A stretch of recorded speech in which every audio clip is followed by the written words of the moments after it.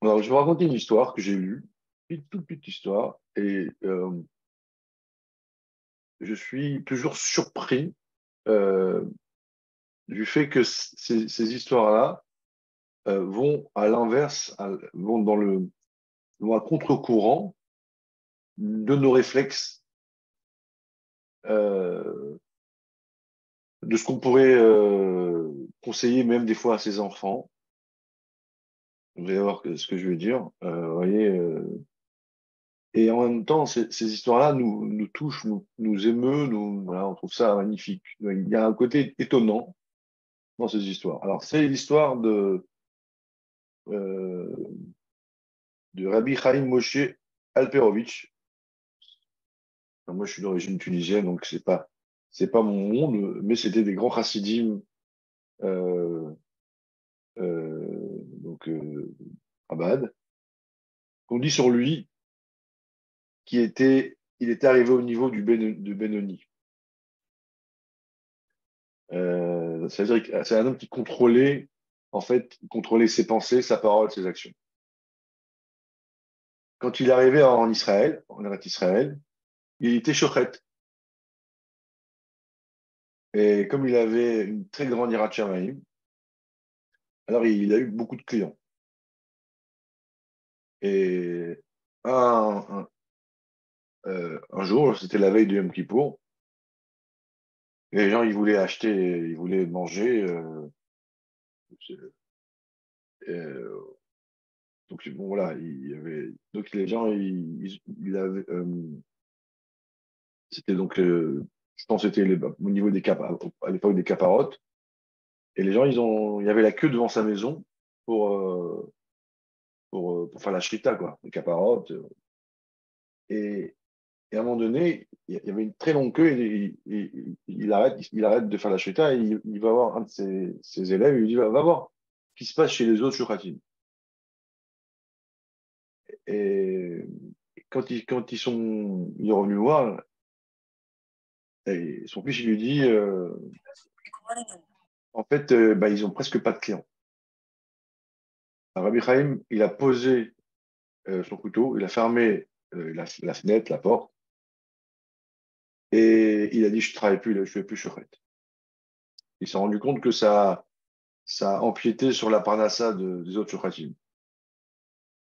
Il dit, mais comment on va vivre? Il dit, c'est fini, plus shrita. Il a arrêté définitivement. Parce oui, il a pas hésité. Alors, il dit, de quoi tu vas travailler? Il a dit, je vais aller travailler je vais faire du bâtiment. Et alors, au bout d'un moment, les gens, ils ont vu que c'était quand même un très grand rave, il faisait du bâtiment, et ils ont dit, ah, vous avez trouvé une belle parnassa, vous allez gagner votre vie sans travailler difficilement. Alors, il a refusé. Il a dit, non, ça me va, le bâtiment, ça me suffit, ça me va très bien. Il a dit, pourquoi? Il dit, parce que quand je travaille, ce travail-là qui est assez simple, ma tête est panouille, ma tête est disponible. Je peux profiter de mon temps pour réviser le chapitre de Tania par cœur. Voilà. Alors, ça, c'était la petite histoire de Chassidim. Mais moi, ce qui me plaît, ce qui me plaît. Je veux relever le début de l'histoire. Dès qu'il a compris, qu'il a senti qu'il pourrait, euh, qu'il y avait beaucoup de clients, il n'était pas content d'avoir plein de pouces, de j'aime, et de comparer par rapport à l'autre influenceuse où elle a moins, moi j'ai plus. Vous voyez? Non seulement il n'a pas fait ça, mais quand il a ressenti qu'il pouvait contrarier ou prendre la parnassa d'un autre, il a ni une ni deux, il a arrêté de travailler. Il n'a pas dit je suis mieux que l'autre. Il a été contrarié de pouvoir enlever de quoi manger à un autre juif. Voilà. Donc cette histoire-là, on la raconte, c'est dans un livre, c'est un homme extraordinaire. On est touché par son histoire. Voilà. Quand on parle avec nos enfants, qui est-ce qui a eu la meilleure note? Oui. Ah, combien il a eu ton copain? Il a eu moins que toi. Oui. C'est très humain, hein, mais c'est pas chassidique, c'est pas héroïque, c'est pas. On est dans la nature de l'humain. Voilà, on n'est pas dans le dépassement de soi qui nous plaît dans les gens qui sont nos héros à nous, à tous ici.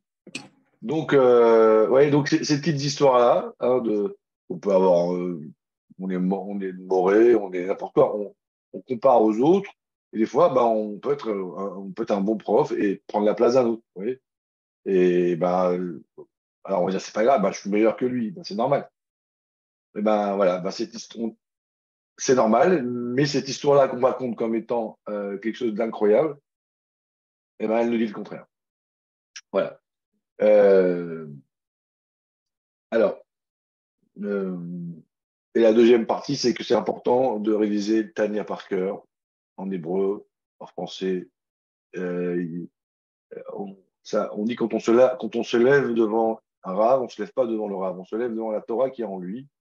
Donc c'est important de connaître par cœur des morceaux de Torah, de Tania, etc. Quand on a un peu de temps, de répéter, les otchiot, ça, c'est très, c'est la tête, c'est pas comment dire, un outil qui permet d'analyser la vie. La tête, elle nous permet de voyager. La tête, elle nous permet de nous transformer. La tête, elle nous permet d'être ce qu'on est.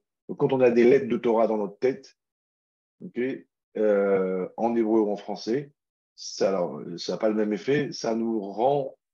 C'est comme si on portait une petite boîte avec une petite lumière dedans et une petite lampe chinoise, vous savez, dans la tête et qui éclaire notre tête, qui éclaire notre corps et qui éclaire notre vie. C'était tellement important que ces grands chassidim-là, quand ils avaient le temps, ils répétaient Tania par cœur. Alors, maintenant, on va démarrer le sujet. Alors, euh, la question d'aujourd'hui, donc le thème, c'est un thème où ça serait bien, qu'il faut noter, parce que ça permet de se cadrer un petit peu. C'est comment, alors je ne suis pas très bon en titre, mais comment avoir une vie équilibrée? Comment avoir une vie équilibrée? Il faut trois choses. Il y a trois choses pour avoir une vie équilibrée qui peuvent être des fois contradictoires, mais qu'il faut avoir comment dire, constamment dans sa vision. Le matin, quand on se réveille, vous voyez, quand on a des choix à faire, il faut avoir trois points en face, je sais pas comment, voilà, pour ne pas se tromper. Le premier point, il faut dans la vie toujours avoir un but. Pourquoi je me lève? Qu'est-ce que je vais faire aujourd'hui?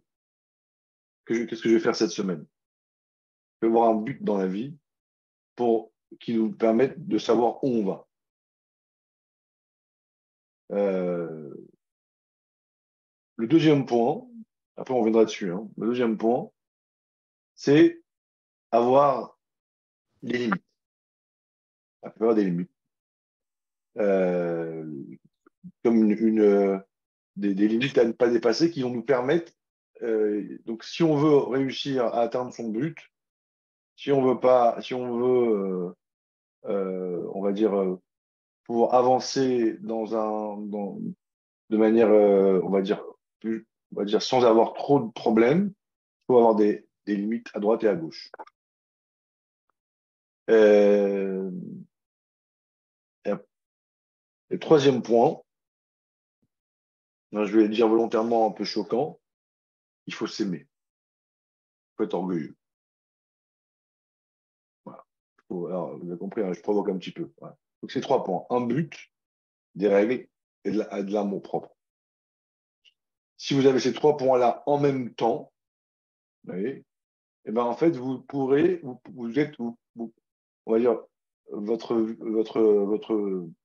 le chemin de la vie, le temps qui passe, vous savez que quand vous allez vous arrêter, vous allez regarder derrière, vous dites, j'ai suivi, j'ai construit une part de ma vie. Je suis rempli, j'ai réussi quelque chose. Alors, je vais revenir dessus. Avoir un but dans la vie, c'est important parce que ça nous permet on va dire, c'est motivant. Voilà. Je sais que là, en ce moment, j'ai un projet, avoir un nouveau projet. Voilà. Avoir un but. Je vais apprendre tous les jours une page de Sira. Je vais finir Tania dans l'année. Je vais créer, voilà, moi je suis dans les stocks, bah, on, on a plein de projets qui fonctionnent. Bah, aujourd'hui, je vais créer un nouveau projet, donc ça crée un nouveau but. Et c'est essentiel. Si on reste sur les projets d'avant, à la fin, on s'ennuie. Vous voyez. Là, je vous le dis, voilà, on est en train de faire un nouveau concert. Je connais pas bien les chanteurs, ça m'intéresse pas trop, mais c'est bien parce que c'est bientôt un nouveau concert avec Abraham Fried et je sais pas qui encore, Akiva et un autre encore. Voilà, un nouveau but. C'est important d'avoir des buts pour tout. Voilà. Et ben, chacun dans sa vie doit avoir, de dire quel est mon but en ce moment. Si vous n'avez pas de but, en fait, c'est très embêtant. Dans la Torah, le but, ben, c'est marqué dans le Chumash Bereshit, il y a un but global de la vie que Dieu nous donne. C'est quoi le but? C'est Dieu il dit Asher bara Elohim la asot. Dieu il dit j'ai créé le monde la asot. Voilà. Il nous dit Asher bara Elohim, donc la prière qu'on fait qui douche. Dieu il crée le monde. Pourquoi il crée quel est le but de la création du monde? La asot pour faire. On dit c'est quoi? Ça veut dire quoi pour faire? On dit c'est pour transformer le monde. C'est quoi transformer? Alors, je vous le donne, hein, le but de la création de l'homme dans sa globalité. Donc, pourquoi Dieu nous a créés? Après, chacun doit créer ses petits buts au quotidien. Se transcender, c'est se dépasser. Ça veut dire quoi, se dépasser? Ben, par exemple, vous avez Abraham. Abraham Avinu, il défend Sodome et Gomorre en disant, et Dieu, s'il y a 50 personnes, tu ne le tues pas? Non, parce que 50, c'est 10 par ville, etc. À la fin, il essaie, il dit, mais s'il y a 10 juifs, 10 tzadikim, ça veut dire, pour les sauver, est-ce que ça vaut le coup que le pays continue à vivre pour 10 personnes? Dieu lui dit, ok, j'accepte. Il y avait une logique, en fait. Abraham était un homme bon, donc il négocie avec des arguments justes pour essayer de défendre le monde. Et Dieu lui dit oui, et puis il n'y a pas de 10. Alors Abraham, dans son raisonnement à lui, vous voyez, il s'arrête et il n'ose pas. Et on voit que Dieu attend. Et Abraham ne continue pas à argumenter, ben Dieu il s'en va. Ou Abraham s'en va, pardon. Abraham s'en va et Dieu il reste là. Il attend et Dieu détruit le monde. Et les textes ils disent, mais Dieu il attendait qu'Abraham il continue. Il dit, mais alors, et même 9 et même 0 ne les tue pas. Mais comment on peut reprocher ça à Abraham? En fait, Dieu attendait la réponse de Moshe Rabbeinu. Quand Dieu lui dit, j'en ai marre, j'ai les détruire et tout. Et Moshe, qu'est-ce qu'il dit? Il se défend et à un moment donné, il dit, efface-moi de ton livre. C'est-à-dire, les règles que tu as créées, ils sont justes. Mais moi, je veux aller contre les règles. Je me sacrifie. Moshe devient fou. Et là, il dit, ah ça, j'aime. C'est ça le but du monde. Dieu, il crée, écoutez bien ce que je vous dis. Le but, c'est Dieu, il crée des règles, des limites, une zone de confort, une logique. Pour qu'un pays puisse exister, il faut au moins 10 personnes qui justifient l'existence de ce pays. Et Dieu, il attend qu'à ce moment-là, on fait Messirut Nefesh, on se dépasse, on se transcende, et on dit à Dieu, les règles que tu as créées, ils sont bien, mais nous, on veut que toi, Dieu, tu te dépasses tes règles. Et je crée le monde avec des règles, avec par exemple des pauvres, et le gars, il dit à Rabbi Akiva, je sais pas, un type dit à Rabbi Akiva, pourquoi vous donnez à manger aux pauvres puisque Dieu les a créés pauvres? Et c'est la question, si Dieu il crée les règles, respectons les règles de Dieu, ce qu'il a fait à Abraham. Eh bien, Moshe Rabbeinu, il dit non, Dieu, tu vas changer tes règles. Et si tu ne veux pas, alors tu m'effaces. Il fait une crise à Dieu, il fait une crise de nerfs. Mais Dieu dit ça, je kiffe. Voilà. C'est-à-dire que déjà, le but de la vie, c'est de se dépasser. Et sur ça, il y a une très jolie histoire de Steinsaltz qui est d'ailleurs sur les vidéos sur YouTube. On ne dit plus maintenant on dit plus on dit YouTube. C'est une histoire magnifique. C'est Steinsaltz qui va voir Ravi, il lui dit Ravi, écoutez, j'ai 5 gros projets en dehors de plein de petits projets. Alors, quand on parle de Stenzal, qui dit au Rabbi, j'ai 5 gros projets, on parle de projet. Hein, c'est pas. Un projet, c'est le projet d'une vie, quoi. Et c'est-à-dire, il va écrire, il peut pas traduire le Rambam. Vous voyez, ici, là, vous le voyez pas.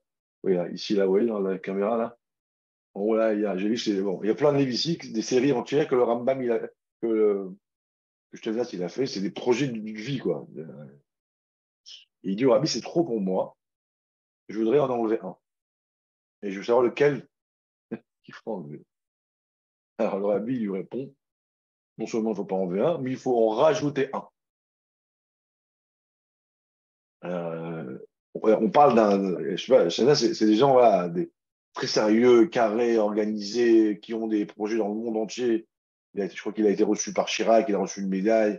Voilà, en Israël, bon, c'est des gens que quand ils disent quelque chose, c'est qu'ils ont calculé. C'est que quand ils disent j'ai plus, j'ai plus le temps. J'ai plus le temps. Et il raconte, lui, il dit j'ai pas compris. Qu'est-ce que le rabbi il a voulu me dire? Si j'ai dit que j'ai plus le temps, j'ai plus le temps. C'est qu'il tôt ma journée, et il se réveille le matin à 5 heures du matin, il dort à minuit, il travaille toute la journée sans s'arrêter. Alors, il dit, il réfléchit et il dit, j'ai compris ce que le rabbi il a voulu me dire.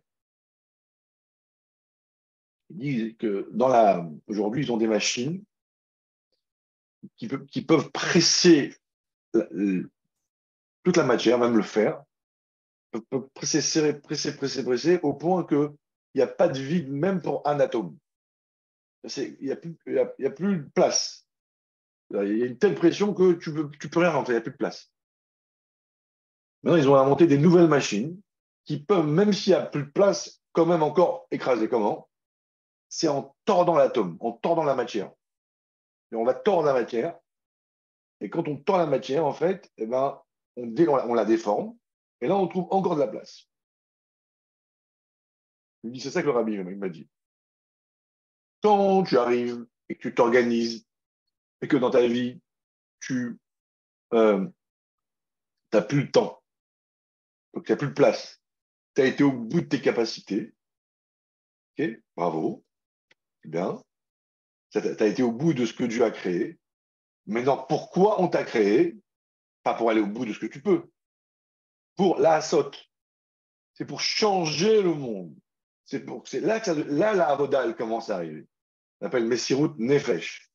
Et ça veut dire quoi? Ça veut dire Mechol Meod Decha, Meod Shelcha, d'aller plus haut de tes capacités. Tu as 5 projets, tu as organisé, tu n'as plus de temps. Ben maintenant, il faut en rajouter un autre. Et pourquoi? Parce que là, tu crées un nouveau monde. Voilà, ça c'est l'objectif d'un homme. Là, la saute. Voilà. Donc, le projet global, mesdames, mesdemoiselles, je ne sais pas qui, peut-être messieurs aussi, c'est dans sa tête, quand on n'en peut plus, là, ça commence. Là, il commence à faire moins de gain. On dit, ouais, elle m'a dit ça, elle m'a fait ça, pourquoi comme ça là? Un peu plus. Là, ça commence. Voilà. Ça, c'est le but pour lequel Dieu a créé le monde. Là, à saute. Maintenant, nous, donc, comme Dieu a créé le monde dans cet esprit-là, il y a un but dans le monde. Ben, nous, tous les jours, tous les matins, quel est mon but? Est-ce que j'ai une élève qui est malheureuse? Aujourd'hui, mon but, ça va être de la rendre heureuse. Comment je vais la rendre heureuse? Je réfléchis, je vais acheter un paquet de chocolat. Je vais lui payer un chocolat au lait. Voilà, ça va être mon but d'aujourd'hui. Vous voyez, il faut tous les jours, d'ailleurs, dans ma vie, j'ai un target par jour. C'est ce qu'ils font les businessmen. Combien je vais acheter aujourd'hui? Je vais acheter tant de maisons. Dans un but. Voilà. Alors, des fois, on arrive, des fois, on n'arrive pas. C'est pas grave, mais on sait qu'on va là. Alors on me pose est-ce qu'il faut avoir un but chaque jour? Essaye, tu vas voir. Alors, ça peut être un but sur une semaine, sur un mois, mais en tous les cas, en tous les cas, je peux vous dire par expérience, alors c'est pas bien de parler de soi, mais voilà, ça me fait plaisir de parler de moi. À l'EFTOF, si on n'a pas de but, ben, je sens que en fait, l'énergie, elle disparaît. Donc il y a les projets. Alors là, en ce moment, on est en train on a un petit projet. En plus de tous les projets, c'est acheter des manteaux pour les enfants pour l'hiver. Alors, il y a le projet en soi, c'est tellement beau que voilà, une maman, elle a pas, on est content. En hiver, on va acheter un manteau, on va faire des courses, on va acheter un manteau à l'enfant, mais il y a des mamans qui n'ont pas. Donc, sont tristes, donc c'est très beau. Mais en plus de l'action elle-même, je vois que tout d'un coup, dès qu'il y a un but nouveau, en tout cas ça crée une énergie incroyable au sein de l'équipe. Vous voyez, c'est comme si la ruche, elle se remettait à vivre, quoi. Donc oui, il faut des buts, il faut un but, c'est très important. Ensuite, deuxième point. On a dans une classe, vous voyez, des fois on dit, ah, non, les élèves, mais il faut créer des buts dans la classe. Bon, on a un projet, mesdemoiselles. Bon, cette semaine, on va faire tel sujet. Et à travers le but, vous arrivez à faire passer tout le reste. Euh, ensuite, deuxième point. Euh, pour finir sur ce point-là, quand il y a un but, ça éveille en nous une forme de motivation. Deuxième point. La limite. Alors, la limite, le problème de la limite, c'est que c'est frustrant. Okay, la limite, c'est les règles. Vous voyez, à la route. Interdit, permis, machin. Vous voyez, il y a comme un. Ça nous bloque. La limite, ça cogne. Quand vous roulez en voiture et que vous voyez pas, vous tapez, vous allez trop loin à droite ou à gauche, et ben vous vous cognez. Ça vous ramène. Vous voyez, quand vous jouez à un jeu, ben, il y a des limites. Je ne sais pas à quel jeu on joue. La limite, c'est quand on va vous faire une remarque. Si un directeur il vous dit, mademoiselle, arrêtez de faire ça, ou madame, arrêtez de faire ça. Vous voyez, il nous met des limites. Alors, le problème de la limite, on a l'impression que ça nous frustre, ça nous empêche de nous exprimer.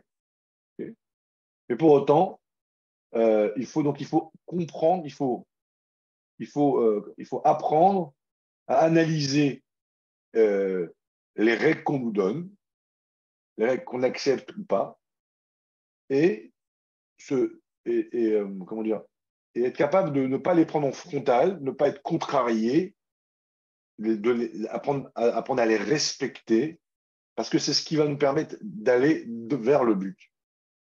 Et des gens, ils ne supportent pas les limites, ça leur fait mal, ça les dérange, ils trichent, ils se perdent ou ils se contrarient. Après, la limite ne doit pas devenir le but. Parce que s'il y a trop de limites, vous voyez, si par exemple une Mora, elle passe son temps à dire aux élèves, il faut ça, il faut ci, il faut ça, il faut t'as pas comme ça, tu vois, vous voyez, donc la Mora, elle devient une limite. C'est-à-dire que sa manière de s'exprimer, c'est que la limite, en fait, elle détruit tout. Vous voyez, on doit éviter un maximum, on doit les mettre, mais après, c'est un moyen, c'est pas le but. La limite, c'est pas le but. Et c'est toutes les à la route. La route, c'est des limites. Tu as le droit d'aller ça, tu as le droit à ça, tu n'as pas le droit à ça. Vous voyez. Troisième point, c'est, et c'est l'essentiel, c'est le moteur, l'amour de soi. Bishvili, Nivra, Aolam. C'est le meilleur. Le monde a été créé pour moi. Alors, vous avez plein de commentaires, mais littéralement, ça veut dire ça. Dieu, il dit, Banim atem lachem elokechem. Vous êtes les enfants de Dieu.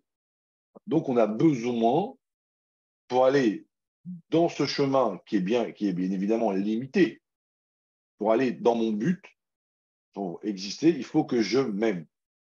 Tous les matins, Dieu, il dit, c'est marqué dans les films de Dieu, c'est marqué Mi Amcha Israël. Dieu, il dit tous les matins, en fait, nous, on dit, on aime Dieu, et Dieu, il dit, je vous aime. D'accord? Un enfant, il a besoin d'amour de ses parents pour développer son amour propre. Un élève, il a besoin de sentir que dans les yeux de sa mora, il est important, il est essentiel, il est individuel, je ne sais pas si ça se dit, il est pratique. Ce n'est pas une classe qu'à un moment donné, la morale, elle se retourne vers lui, qu'il lui dise un mot gentil, rapide, pas de lourdeur, pas de thérapie de morée, parce qu'il y a des morts, des fois on tombe on n'est pas là pour prendre de l'élève, attention, on est là pour donner un petit mot gentil le matin. Voilà, je suis essentiel pour ma mora. Et si l'enfant il vous rend, vous tournez les yeux. Parce que des fois, on- l'enfant il me rend, on rend, après on tombe dans des galères. Et juste ce qu'il faut. Voilà. Une fois ça m'est arrivé, et je l'ai déjà raconté plusieurs fois à 6 heures, j'étais à la café Batelka, quoi, café, la machine à café, machine à café, et puis, à côté, il y avait une fille qui était un peu, qui était pas, côté là. Et je sais pas ce qu'on a pris, je lui ai dit que je vais. Et là, ses yeux, elles sont allumées comme ça. Il y a un sourire, il y a eu comme si qu'elle se remis à vivre pour un café. Vous voyez, j'ai fait, sans faire exprès, je l'ai fait une fois. J'aurais pu le faire plus souvent, mais bon, c'est pas présenté. Euh, Ouais, je lui ai dit, tu es importante, je t'ai vu, tu es là. Voilà. Et ben, on a besoin de ça, d'avoir une forme d'orgueil, une forme de dire, je suis quelqu'un de bien, je suis important, je suis essentiel. Le monde est Dieu, il m'aime. Quand moi je fais une mitzvah, Dieu, il kiffe là-haut. Sans moi, il n'y a pas, le peuple juif, il lui manque s'il manque un juif dans tout le peuple juif, Matan Torah, elle n'aura pas pu être donnée. Vous voyez, toutes ces phrases qu'on nous dit, en fait, ils sont là pour nous dire à quel point on est important. Si le matin, vous n'avez pas conscience que vous êtes essentiel, les règles deviennent des prisons et le but disparaît. Si une Mora, elle met que des règles et elle oublie que l'essentiel des règles, c'est pour permettre à l'essence de l'enfant d'exister, c'est pas une Mora, c'est une gardienne de prison. Les règles, ils sont là pour juste, à la limite, il faut même les oublier. Ils sont là. Mais il faut dire qu'on se cogne dessus quand on y va, quoi. Mais sinon, voilà, le but, c'est d'avancer. Vous voyez, c'est la différence entre Chassidut et Halakha, si je peux me permettre. La Chassidut, elle te dit, t'as Chelek Eloka, Kadosh Baruch Hu, il t'aime. Voilà. Après, dans les Halachot, alors, dans les Halachot, il y a le Ratzon Hashem, tout ça, hein, mais les Halachot, ils sont là pour nous permettre d'aller vers Dieu. Euh, bon, là, j'ai un peu volontairement tiré le trait, mais hein, la lachote, c'est essentiel. Mais voilà, je ne vais pas rentrer dans la discussion pour l'instant. Voilà. Alors maintenant, regardez bien. Ces trois choses-là, on les retrouve le sixième jour de la création du monde. Ces trois choses-là, vous pouvez le marquer dans votre téléphone le matin, quand vous allumez, à la place d'avoir une photo de je ne sais pas quoi, vous mettez ces trois phrases. Quel est mon but? Quelles sont mes limites? Et je m'adore. Attention, attention. On s'adore, on s'aime beaucoup. Après, il y a, quand on est bien, hein, quand on a de l'amour propre, etc. Après, il faut travailler pour raffiner, enlever l'ego. Il faut travailler l'ego, la hanava. Toutes ces cours-là qu'on explique, c'est quand tu t'aimes vraiment, là, tu peux commencer à travailler ton ego et raboter doucement par étapes. Alors, je reviens. Parce que si vous faites de la hanava et que vous n'avez pas d'amour propre, hanava sur quoi? Parce que je suis rien. Et là, la vie devient un enfer. Il y avait un homme riche qui voulait manger des choses simples. Alors, Rabbi il dit mange des bonnes choses. Il dit pourquoi? Il dit comme ça, quand tu manges des bonnes choses, au moins quand tu vas donner aux pauvres, tu vas donner aux pauvres des mêmes bonnes choses que toi tu manges. Si toi tu manges des choses simples, tu vas donner aux pauvres des choses simples. Quelqu'un qui s'aime, eh ben, en fait, forcément, il est heureux et il va donner de l'amour aussi aux autres comme lui. Vous voyez, c'est-à-dire que c'est très, très, très, très grave d'avoir une mauvaise opinion de soi, dramatique.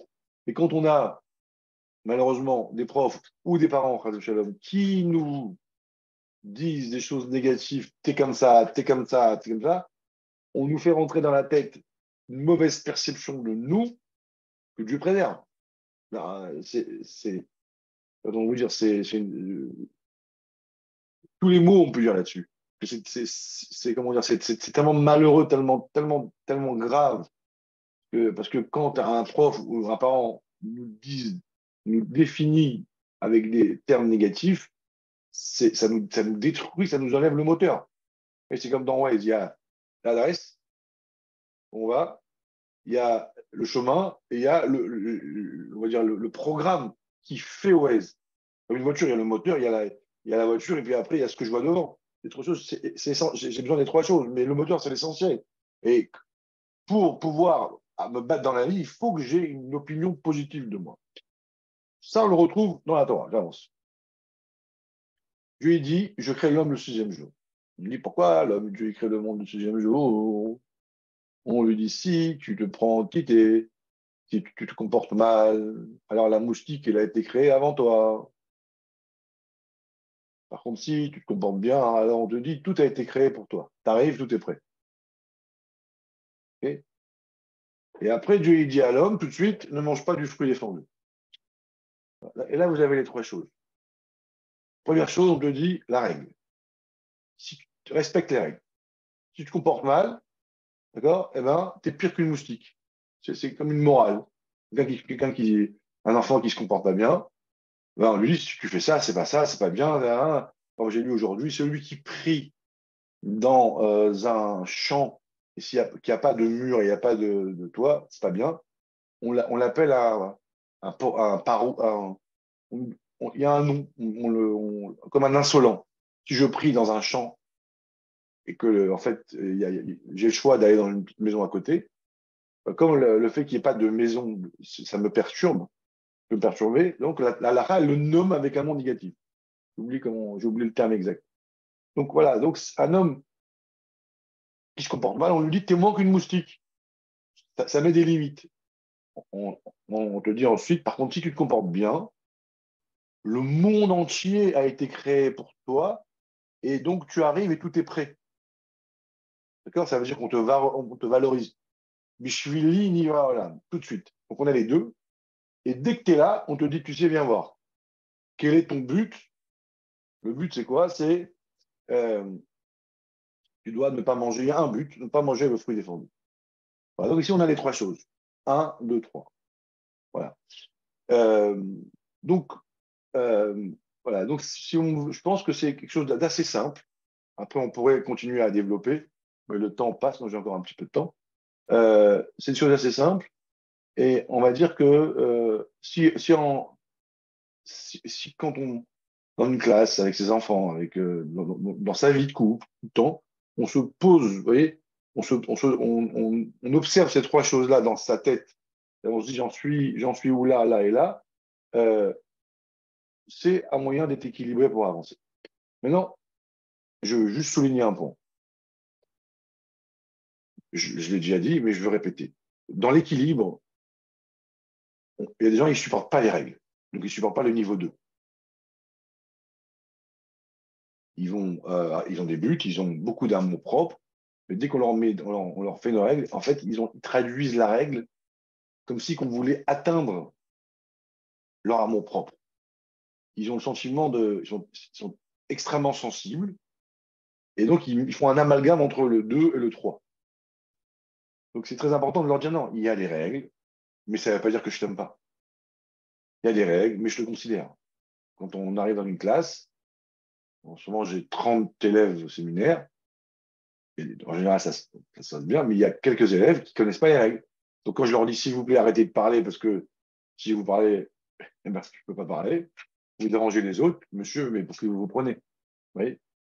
Donc, ça veut dire que, donc, à la limite, quand ils réagissent comme ça, vous voyez, c'est qu'il y a un amalgame entre les règles et leur existence.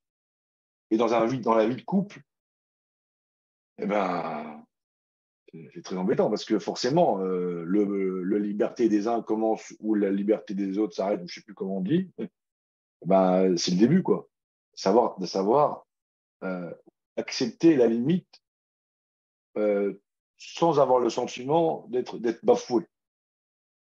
D'un autre côté, et ça c'est encore plus important, attention à ce que les règles que je mets en tant que père, en tant que mère, en tant que prof, en tant de ce qu'on veut, ne soient pas un moyen d'écraser, d'étouffer le moi de l'autre. Là, on rentre dans la perversion, vous savez, dans la manipulation, etc. Voilà. Je dis, je t'aime, donc je te donne des conseils. Donc je te donne des règles, je te donne des limites. Il faut que tu réussisses. Mais ta limite, là, elle rentre un peu trop, elle est en train de me blesser. Et quand tu te mets en colère, quand tu fais mal, quand tu es quand tu es trop intrusive, là, en fait, tout d'un coup, on rentre dans une limite qu'il ne faut pas. C'est pour ça qu'il y a trois points différents. Et l'objectif, c'est de permettre à mon moi de m'exprimer pour aller vers mon but. Et je suis cadré par des limites. Voilà. Si c'est comme ça, on peut tout faire. On accepte dans ce cas-là qu'un prof ou qu'un père ou qu'une mère ou ce qu'on veut nous fasse une remarque, même si ça nous fait mal, parce que je sais que c'est pour mon bien. Vous voyez? Pour mon bien. Euh, alors,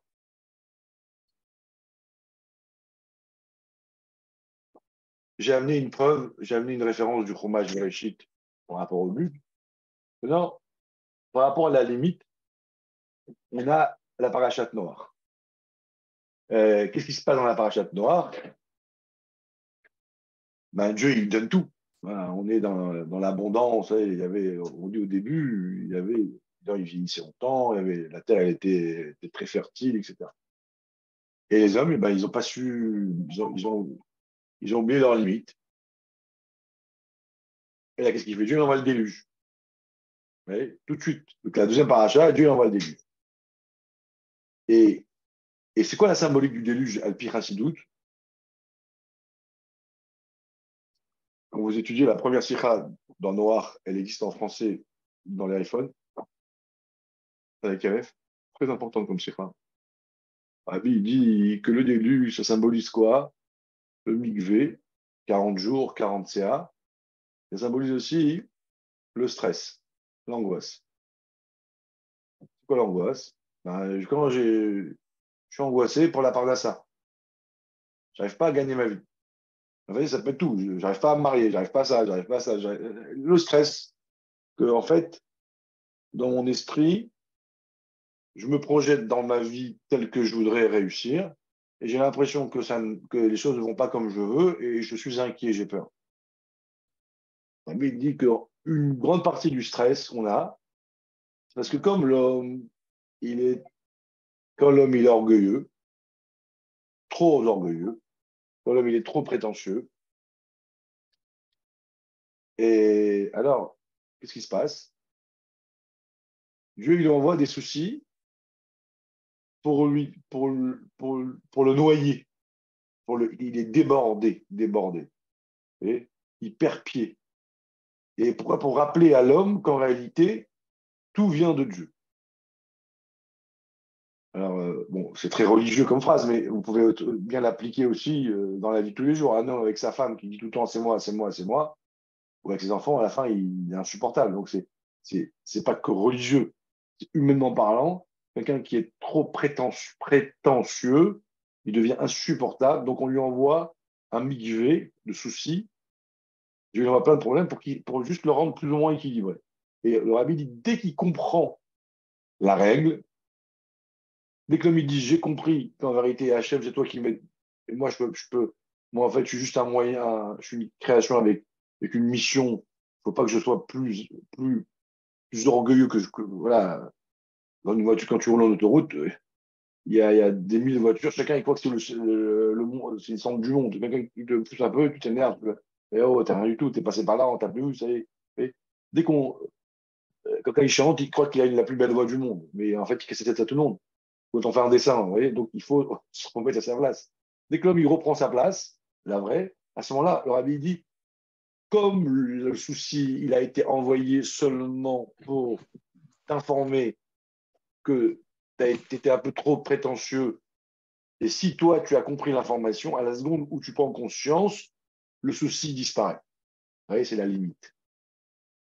Et la limite, c'est très large. Il y a l'homme, le noir, c'est le monde de la limite. Il dit, et si toi, tu es inquiet, et que tu es angoissé, c'est-à-dire que tu te dis, et que tu continues à être angoissé, et tu vas travailler plus pour gagner plus, à ce moment-là, en fait, tu n'as pas compris la limite. Vous voyez, c'est-à-dire que tu n'as pas compris que le message pour lequel Dieu t'a envoyé, c'est cette épreuve. Je n'ai pas dit que c'est toutes les épreuves, hein.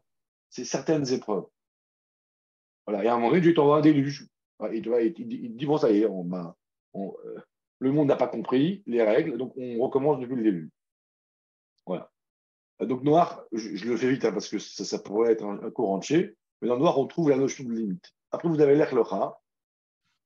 L'Echlecha, c'est magnifique. L'Echlecha, Dieu dit à Abraham, euh, je t'attendais. On dit Dieu, il attendait Abraham. Ou Abraham, ou Havaï, celui que j'aime. Entre Dieu et Abraham, c'est une histoire d'amour. C'est un peu violent, mais c'est une histoire d'amour. Et quand vous regardez bien, euh, Abraham, il n'est pas béni. Abraham, il a des barottes de fou. Celui qui te bénira sera béni, tu auras tout. Vous voyez, tu seras grand. Personne, on dit, et ça n'existe pas. La grandeur, c'est Dieu normalement. Donc, qu'est-ce qui se passe avec Abraham? Abraham, Dieu lui donne un chelek eloka. Il lui donne une part de lui. À l'Echlecha. Vous voyez, quand la paracha, elle commence, l'Echlecha, sans introduction, On ne sait pas qui c'est Abraham avant. Il n'y a pas écrit dans la Torah nulle part à part son nom. On commence l'histoire d'Abraham en disant l'attends pour toi, mais qui c'est qui cet homme? Noir, on nous dit, c'est un tzaddik. Avant, il n'y a pas d'introduction. Parce que l'Echlecha, c'est l'histoire, pas d'un homme, c'est l'histoire du juif. C'est un homme qui a une nouvelle âme, qui est une part de Dieu, comme une âme sœur. Et c'est l'histoire d'amour entre un Dieu et sa création dans laquelle il y a une part de Dieu qui est en lui. Pinocchio, Léavdil. Une poupée qui devient vivante. C'est Abraham. Et là, Dieu, il te dit, dévoile cette âme, l'Ech Lecha, va en toi, et quitte tes parents, quitte tes amis, quitte ta famille, quitte tout pour dévoiler qui tu es. Et là, tu auras tout, tu seras presque une part de Dieu dévoilée, et celui qui osera te bénir sera béni, et celui qui te maudira sera maudit. Vous vous rendez compte là?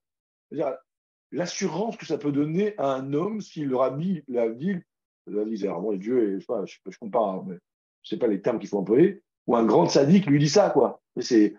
Mais quelle importance j'ai, quoi. Ça, c'est la paracha à l'Echlecha. C'est juste on se rappelle de cette paracha tous les matins, et là, tout ce que vous êtes là en train d'écouter, ben, en fait, on fait partie de sa génération, de ses enfants. On a ce pouvoir.